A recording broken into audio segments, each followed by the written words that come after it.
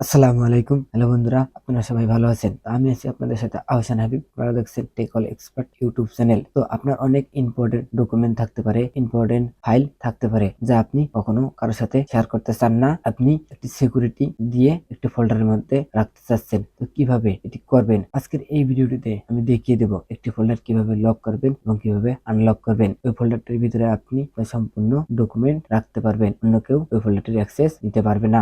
চলুন দেখিয়ে দিচ্ছি কিভাবে এই কাজটি করতে পারেন। তো ভিডিওটি শুরু করার আগে বলে নিতে চাচ্ছি, আপনারা আমার এই চ্যানেলে পাবেন এই টিউটোরিয়ালটির মতো আরো অনেক টিউটোরিয়াল এবং টেক রিলেটেড বিভিন্ন ধরনের টিপস এন্ড ট্রিক্স। চলুন এখন কম্পিউটার স্ক্রিনে কিভাবে আপনি এই ফোল্ডারটি লক করবেন। তো আমি এই আহসান হাবিব ফোল্ডারটি লক করে আপনাদের দেখিয়ে দিচ্ছি। আহসান হাবিব ফোল্ডারটির মধ্যে অনেক কিছু তথ্য রয়েছে, তো এগুলো আমি কারোর সাথে শেয়ার করতে চাচ্ছি না। কিভাবে এই ফোল্ডারটি আমি লক করব, তো এখন স্টেপ বাই স্টেপ আপনাদের দেখিয়ে দিচ্ছি। প্রথমে ফোল্ডারটি সিলেক্ট করে নিয়ে রাইট ক্লিক করবেন। এরপর এখান থেকে সমর অপশনে ক্লিক করবেন। এরপর এখান থেকে প্রপার্টিস এখানে ক্লিক করে দিবেন। তো প্রপার্টিসে ক্লিক করে দেওয়ার পর এরকম একটি ডায়ালগ বক্স চলে আসবে। তো এখান থেকে সিকিউরিটি এখানে ক্লিক করে দিবেন। এরপর এখান থেকে অ্যাডমিনিস্ট্রেটর এখানে ক্লিক করে দিবেন। এরপর এখান থেকে এডিট এখানে ক্লিক করে দিবেন। এরপর আবারও অ্যাডমিনিস্ট্রেটর এখানে ক্লিক করে দিবেন। এরপর এখান থেকে সবগুলোকে টিক মার্ক করে দিবেন। এরপর এখান থেকে অ্যাপ্লাই, এরপর এখানে পারমিশন চাইলে এখানে ইয়েস করে দিবেন। এরপর এখান থেকে আবারও ওকে করে দিবেন। এরপর এখান থেকে আবারও ওকে করে দিবেন। ওকে করে দিলে আপনার এই ফোল্ডারটি এখন লক হয়ে যাবে। এই ফোল্ডারটি কেউ অ্যাক্সেস নিতে পারবে না। তো আমি এখন আপনাদের দেখিয়ে দিচ্ছি। তো দেখতেই পাচ্ছেন এই ফোল্ডারটি